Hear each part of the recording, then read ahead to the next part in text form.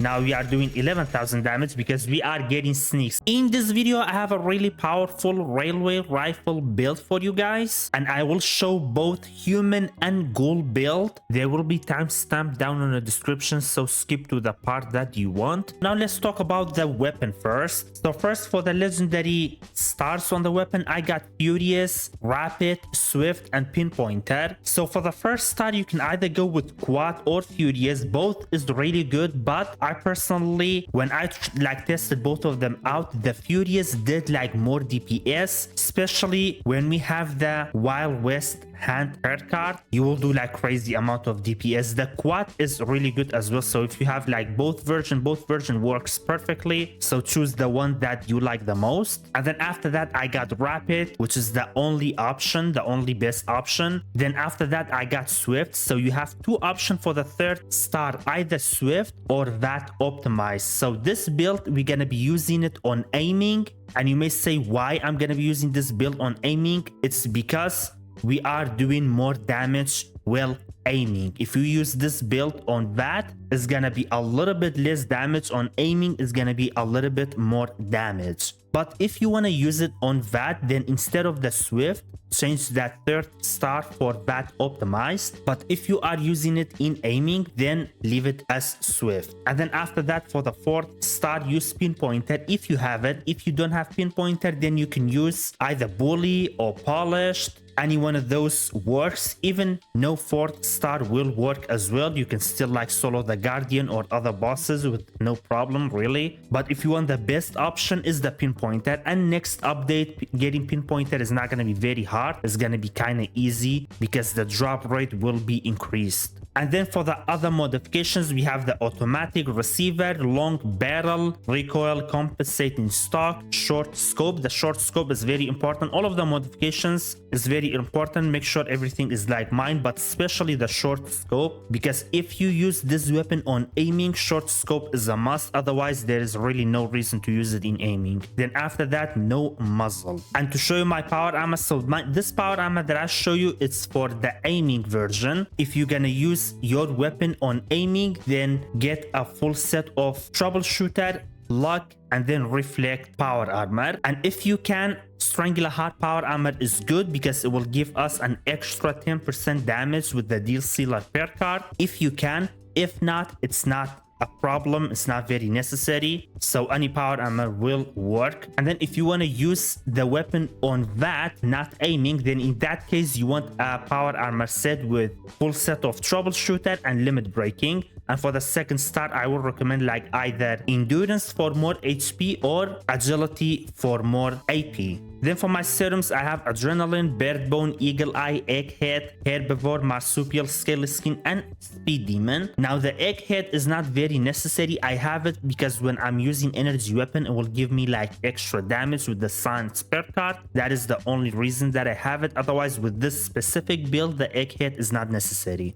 Then for the perk point, before the perk card for the ghoul, we got 10 on strength, 15 on perception, 10 on endurance, 3 on charisma, 2 on intelligence, 10 on agility, and then 6 on luck. And for the legendary perk card, we got strength, agility, luck, intelligent, follow through, and then take you on for the team. And then for the perk card, so the Strangler Heart that I said, if you can have a Strangler Heart, is because of this perk card, Deal Sealer will give us an extra 10% damage with the Strangler Heart, but it's not a big thing. The damage is additive, so if you don't have the Strangler Heart, don't worry about it. It's okay, you can use any power armor because the damage is additive, is not a big amount of damage. And then the scope on the railway rifle, the reason I said the scope is a must, because if you use the weapon on aiming and we're gonna aim with the scope, we get 25% multiplicative damage with this perk card. So this damage is multiplicative, is way different, for example, than this perk card over here. This is additive and this is multiplicative, and the multiplicative is very, very powerful. It will increase your damage by a lot. That's why this weapon is crazy on aiming and is even stronger than the VAD version. And then after that, Wild West hand, very, very strong as well. If this perk card, like sometimes this perk card procs, you will do crazy amount of DPS with the Furious. It's absolutely insane. And then after that, I have Bullet Storm, which is not very necessary. If there is like something special, a perk card that you want to use, you can take off Bulletstorm perk card, definitely, because we can only get like 1 stack of Bulletstorm, 2 stack if the Wild West hand perk card procs back to back, but in most case scenarios only 1 stack, which is 9% additive damage. So if you want to take them off to use specific perk card, you can. If there is nothing to use, then use them for some extra damage. And then after that, of course, we have the Onslaught perk card. Alright guys, so now I am at the Guardian. We're gonna do the Guardian fight. So you just wanna simply start the boss fight. I will stay right over here. I'll take down the Guardian shield. Then after that, I will like wait for 1 second, 2 seconds, then I'll crouch and start hitting the Guardian. So right over here, I'm taking my Toxic Ghoul and just sit over here until the Guardian shield is down. As you can see, we are destroying the Guardian shield right now. And the Guardian shield is almost down. It's down, so I'm gonna crouch and start hitting the Guardian. And as you can see, we are doing 7,000 damage.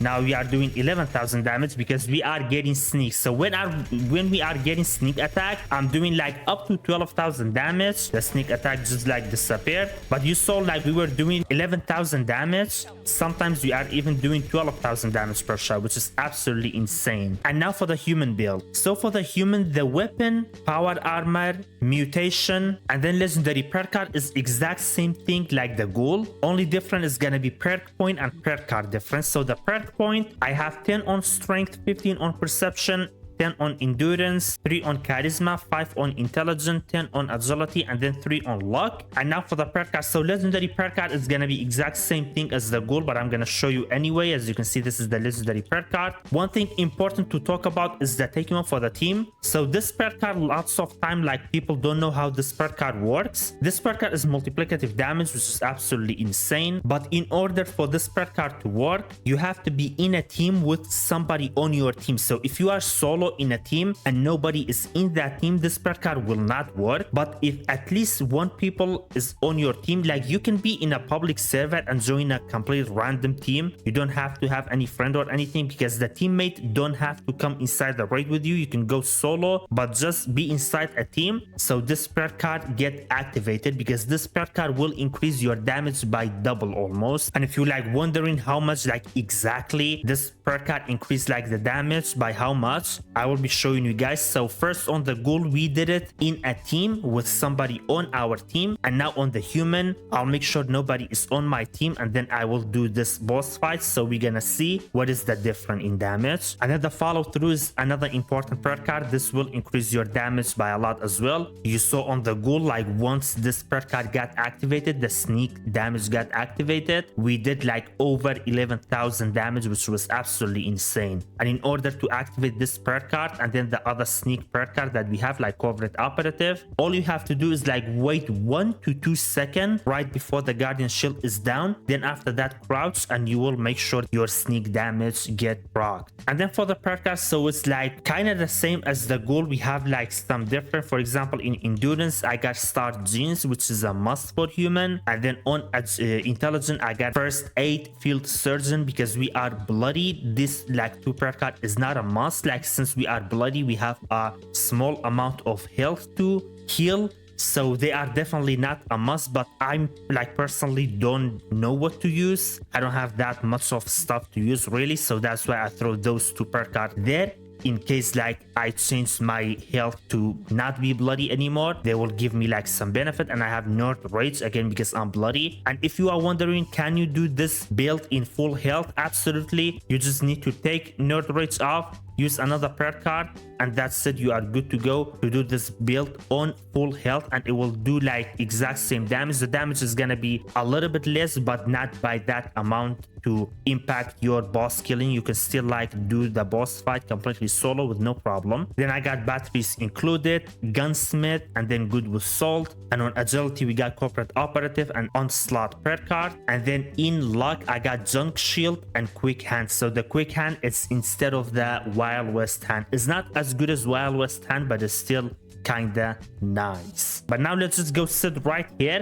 Again, I'm gonna wait over here for the Guardian to destroy his own shield, then I'm gonna kill the Guardian. But make sure if you are bloody, you're gonna spam like enough stim packs so you're not gonna die. For example, like me, like every couple of shots I'll spam like one stim pack, just like that. You should be absolutely okay with this build. And once the shield is down, remember to wait for like 1 or 2 seconds, then crouch and start hit the Guardian. Like that, you're gonna make sure the sneak will proc. The shield is almost down. The shield is down 1, and then I'm gonna crouch and start hitting the Guardian. As you can see, we are getting sneak, and I'm only doing 7,000 damage. You know why? Because nobody is in my team, so taking one for the team is not getting activated.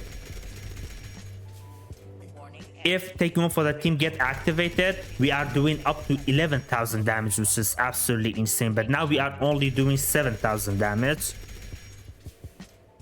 And the Guardian is dead.